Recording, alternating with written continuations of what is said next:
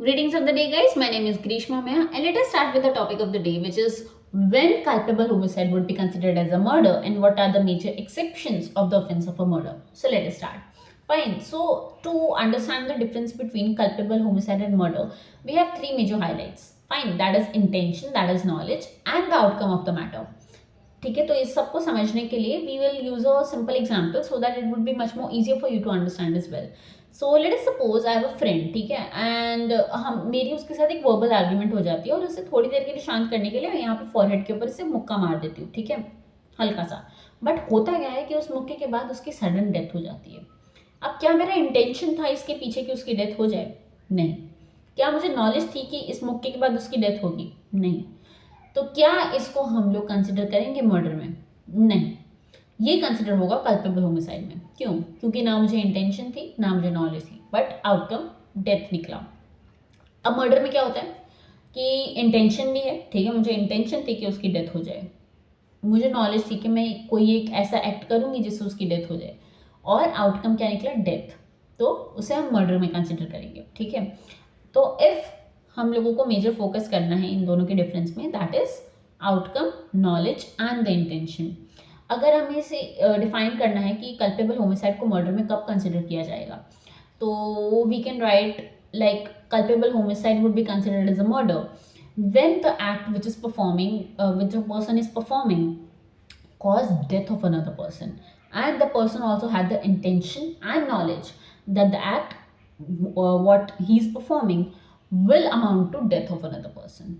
Fine. So ये basic definition होगी culpable homicide को मर्डर में कब कंसिडर किया जाएगा. तो हाईलाइट्स क्या हुई? इंटेंशन, नॉलेज, ठीक है, और आउटकम जो भी है. अब इसमें नोट है कि all murder are culpable homicide but not all culpable homicides are murder. इसको भी आप समझ सकते हैं, जो कि मैंने आपको समझाया कि नॉलेज होगी, इंटेंशन होगा, तो फिर मर्डर में कंसिडर कर ही लेंगे कोर्ट की तरफ से. बट अगर ये दोनों प्रेजेंट नहीं है तो उसे हम कल्पेबल होमिसाइड ही कंसिडर करेंगे. फाइन. मेजर डिफरेंस इसमें जब आता है, अगर हम इसे कंसिडर करेंगे, तो वो होगा डिग्री ऑफ इंटेंट. ठीक है, इंटेंशन और नॉलेज तो है, पर इंटेंशन के अंदर आएगा डिग्री ऑफ इंटेंट. अब इसे हम समझे तो वो भी एक एग्जांपल से ले लेते हैं कि लेट्स सपोज कि कोई इंसान मुझे चाकू दिखा रहा है कि मैं तुझे चाकू मार दूंगा, और मैं क्या करती हूँ कि मैं उसे गोली से उड़ा देती हूँ, मैं उसे गन शॉट करती हूँ. अब क्या उन दोनों की डिग्री सेम है? अगर वो मुझे चाकू से मारता भी तो चांसेस थे कि मुझे इंजरी हो जाए, ठीक है, बट ये भी चांसेस थे कि मेरी डेथ ना हो. बट गन शॉट से चांसेस बढ़ जाते हैं कि उस इंसान की डेथ होगी, ठीक है. तो क्या वो डिग्री सेम हुई? The answer is no. इसीलिए इसे हम कल्पेबल होमिसाइड में कंसिडर नहीं करेंगे, ठीक है. अब दोनों की डिग्रीज अगर देखी जाए तो कल्पेबल होमिसाइड की degree as compare to murder कम होती है, ठीक है.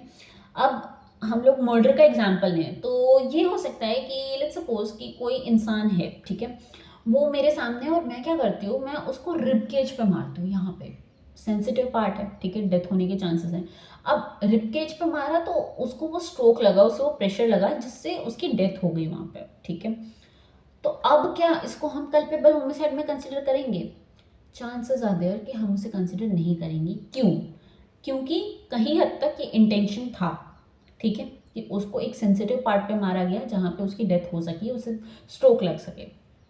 सेकेंड, नॉलेज थी, ठीक है, कहीं और भी हाथ पे भी मार सकती थी मैं सेफ्टी के लिए, नहीं मारा, मैंने रिब केज की साइड पे मारा.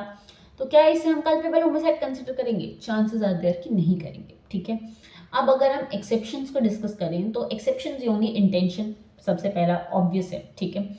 सेकेंड इज सेफ्टी के लिए, ठीक है, अगर खुद की सेफ्टी है, सेल्फ डिफेंस के लिए, अगर जैसे मैंने आपको चाकू का भी एग्जांपल दिया, अगर चाकू वाले एग्जांपल में मैं गन शॉट के बजाय अगर उसे धक्का मारती, ठीक है, जोर से धक्का मारती जिससे वो गिर के अगर उसकी डेथ हो जाती, तो उसे मैं कंसिडर कर सकती थी कि मैंने अपनी सेल्फ डिफेंस में किया. क्यों? क्योंकि इंटेंशन कई हद तक सेम है, या मेरा जो मैंने पार्ट अपना जो किया, मैंने जो एक्ट किया वो कई हद तक कम डिग्री का है एज कम्पेयर टू चाकू, ठीक है. धक्का मारने से डेथ होने के चांसेस कम है, वो हो गई, ठीक है, तो वो मैं सेल्फ डिफेंस में कंसिडर कर सकती हूँ. वो मैं कोर्ट को एक रीज़न दे सकती हूँ कि मैंने मेरी सेल्फ डिफेंस में उस इंसान को धक्का दिया था, क्योंकि वो मुझे चाकू दिखा रहा था और उसके इंटेंशन थे कि वो मुझे चाकू से मार देता, ठीक है. Third is sudden fight. अब ऐसे वो एकदम सडन फाइट हुई, फ्यूरियस फाइट हुई जिसमें धक्का लगा, इंटेंशन नहीं था कि मैं कुछ एक्ट करूँगी जिससे उसकी डेथ हो जाएगी, बट हो गई, तो वो सडन फाइट को भी। एंड द फोर्थ वन वो बहुत यूनिक है, दैट इज कंसेंट। अब कभी होता है कि अरे भाई तू मेरे को मार, तू इधर मेरे को रिब केज पे मार, देखी जाएगी क्या होगी, वो चौड़ में आके कर दिया, अब डेथ हो गई। पर क्या है, सामने वाले बंदे ने कंसेंट दिया था, वो इंसान प्रोवोक कर रहा था, वो उसको बोल रहा था कि भाई तू मार मुझे, तो that is what consent is, ठीक है। उसने अपनी परमिशन दे रखी थी। तो क्या आप इसको मर्डर में कंसिडर करेंगे? नहीं, क्योंकि जिसकी डेथ हुई उसने खुद ने कंसेंट दिया था ये एक्ट करने के लिए। So this is what about culpable homicide and murder is. I hope आप लोगों को समझ में आया होगा। बाय।